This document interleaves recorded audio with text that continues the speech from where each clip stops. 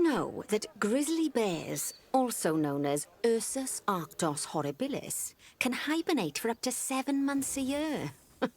Oh, but then again, given the chance, I think a lot of people would do that too. Select one of the bears and you'll bring up its information panel. This is where you can find out all kinds of information about your animal, the most important thing being its overall welfare. You'll learn more about animal welfare today as we go through your objectives. But for now, let's enjoy this magnificent animal. Why don't you select the camera at the bottom of its information panel?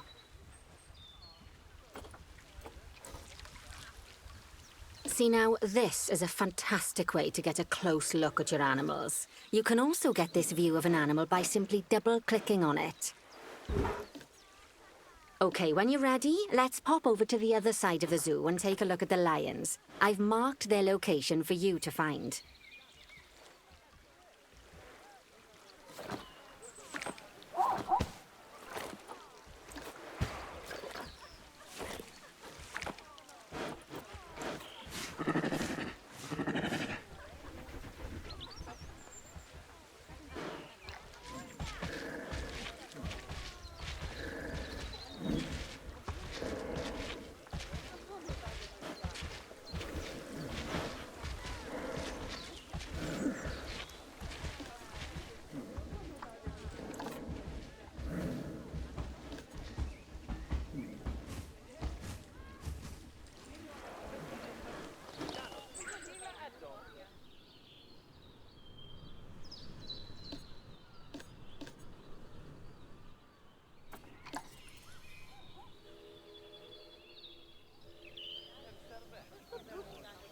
Panthera leo leo, or the West African lion to you and me. Lions are the most social of the big cats, and there can be as many as 40 lions in a pride, although prides of that size are pretty rare. As Bernie would say, those lions are awesome, which is precisely why I handle the training instead these days. Anyway, how about we get started on those objectives? Come on, let's head over to an empty habitat and see what needs doing there.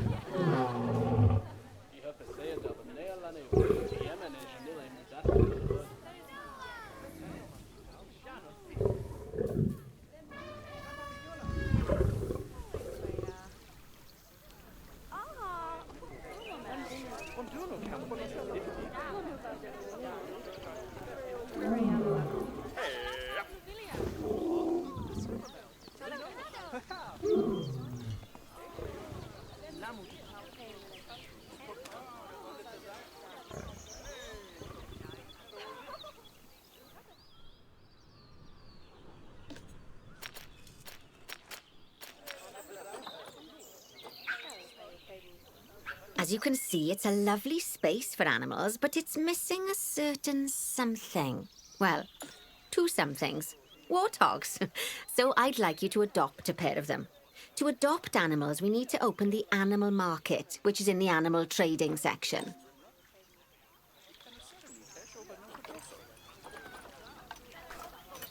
There we are, a pair of perfectly splendid warthogs for our zoo. Just click on them and select Adopt from the side menu. Normally the animal exchange would be full of animals, but I've emptied out the market while you learn how it works. The last thing I need is you accidentally ordering a dozen elephants.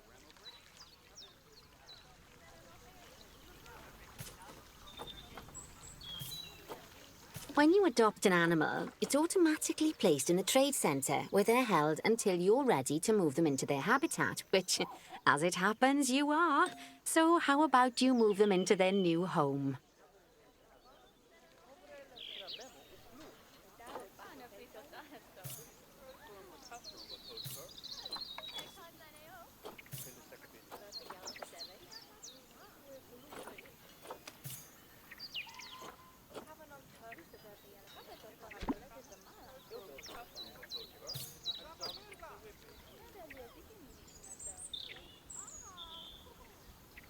When you ask for an animal to be moved into a habitat, your caretakers will go to the trade centre, collect your animal, and deliver them to your selected habitat.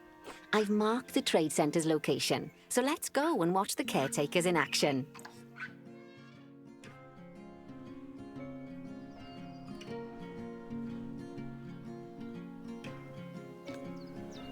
Well, as you can see, those caretakers don't hang about. They'll move those animals to their destination as fast as possible.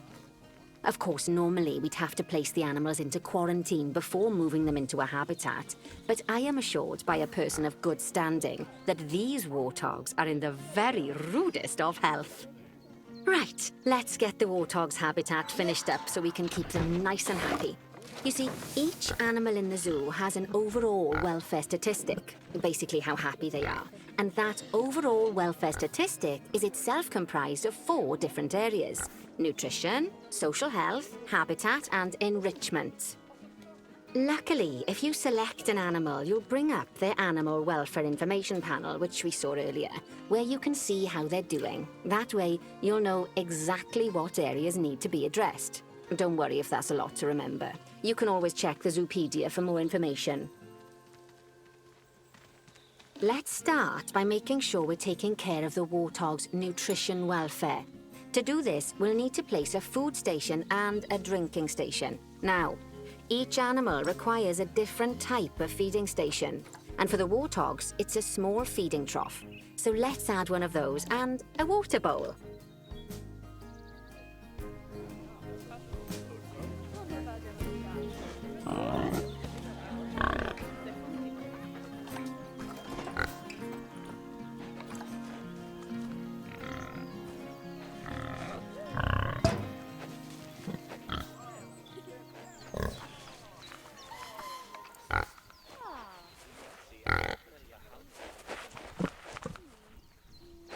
Animals also require stimulation to keep them happy. Let's add a lovely mud bath for the warthogs to roll around in. That bath will count towards their enrichment welfare, specifically their toy enrichment welfare. Oh, nice work. You've got a knack for this, I see. Now, our contractor had to leave in a hurry, so this place is in a feral state. Unfinished thingamajigs and whatsits all over the shop. But the first thing we need to finish is the ostrich habitat. It's over near the hippos. Mom, Tam.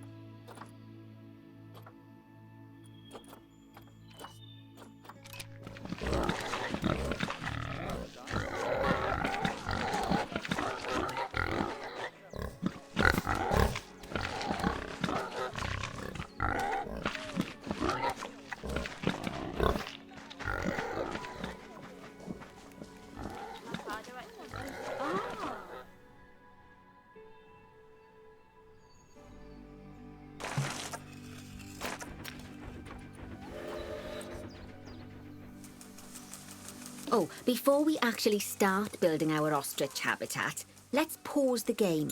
Just click the pause button in the bottom right corner.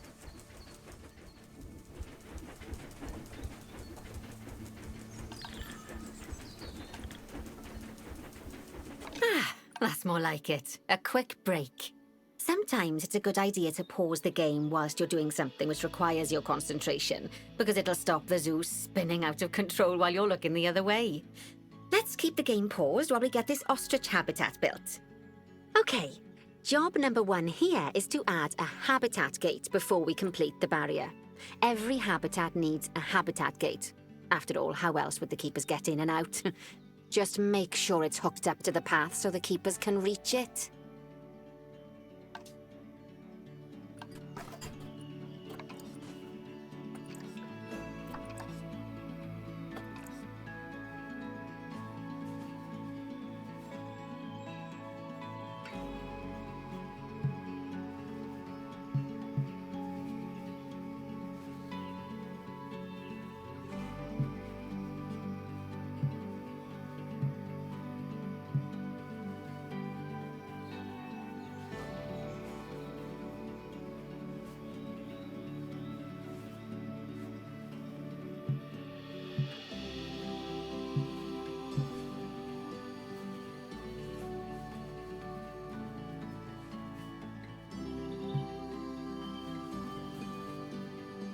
Right, let's complete the perimeter barrier so we can adopt us some ostriches. I've marked out an area for you to use, so I'd like you to finish off the perimeter using the brick barrier.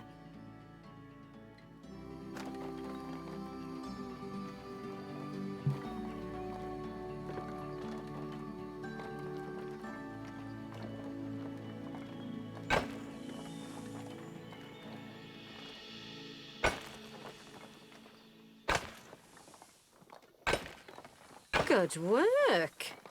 Remember, before you can place animals in any habitat, it has to have a full loop of connected barrier. Now, you've probably noticed that guests can't actually see into this habitat at the moment. At least not without a stepladder. But seeing as they're banned, I'd like you to select a piece of barrier and swap out the brick for a glass barrier, so the guests can see in.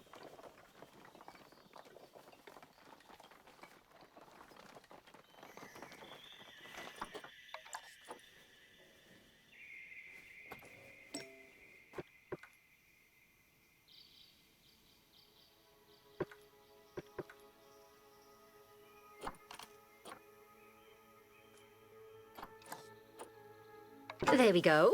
Adding in more windows gives guests even more opportunities to see the animals in a habitat. It's always best to make sure the guests can get a good view into a habitat from the path they're walking on, because it makes them happy, and because this would be a pretty terrible zoo if they couldn't. The last thing we need to do is to add a donation box. You see, when guests enjoy the view of an animal, they'll make a donation. Just make sure you put them in easy-to-reach places, like near a viewing point. Donation boxes are one of the main sources of income for the zoo, so make sure you remember them.